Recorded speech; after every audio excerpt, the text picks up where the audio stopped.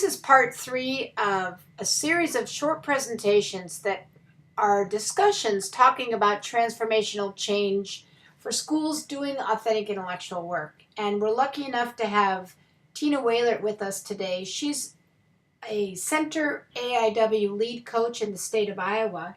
Welcome, Tina. Hi, Dana.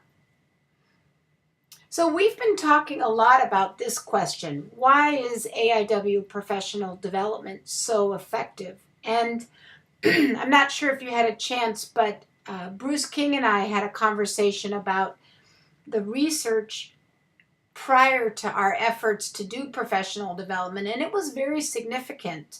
But now we're moving into using it as a way of creating change in the field, and we're finding really similar results.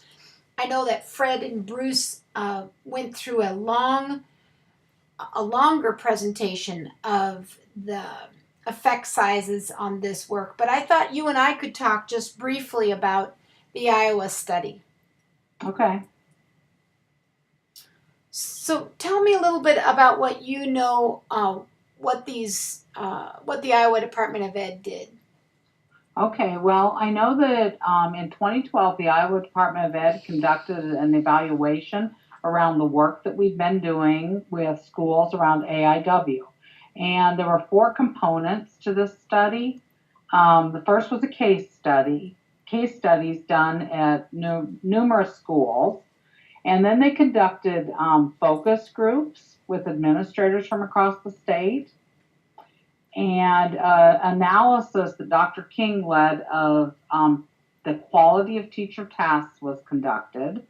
And then the final part was the comparison of test scores in AIW schools with those schools that were not involved in the work. And that was, I feel like some of the most impactful data around this was the comparison of the test scores.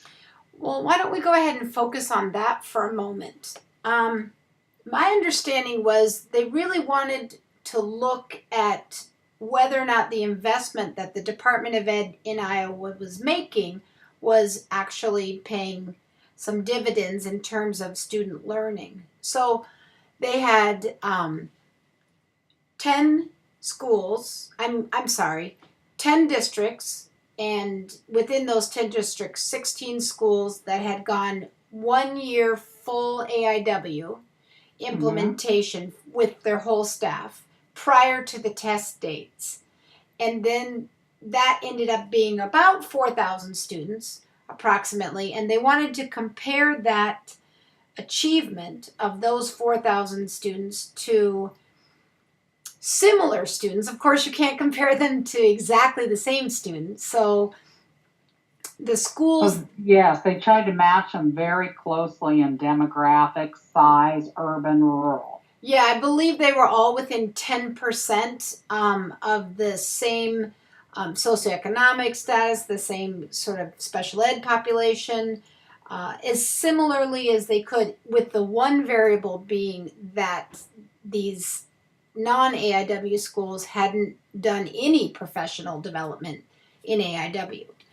And I know that Dr. Newman went back and worked with the Department of Ed to make sure that if you looked at the test scores among all of these schools back in 2004, which was long before AIW had come to Iowa, there was no statistical difference, or virtually no statistical difference, statistically significant difference among the scores. Yeah, that's correct. And he speaks to that in the longer version that he and Dr. King recorded. So I find this to be a really great way of giving people a quick overview of what the results were. Yes, I agree. It clearly shows that the students that were in the AIW schools, when given the Iowa Test of Basic Skills and the ITEDs, definitely had a percentile advantage over their counterparts in the non-AIW schools. So the way I like to think about it, I don't know if this is how you talk to your teachers about it, but I'd pick a subject or let them pick one. Which one would you pick Tina? Math. Math. Okay, so the way I like to think about this is if you had a student and you had to pick between these two schools, and that student just happened to be just exactly the middle scoring student of the entire population within, let's say, fourth grade, would there be, what would be the percentile advantage if you chose the school that was doing AIW versus the school that wasn't? And what we found out was there would be an 11.4% advantage. Yep, if you were in fourth grade, if you were in the AIW school. And so in eighth grade in math, that is 8.1. And in 11th grade, the advantage is 11.2.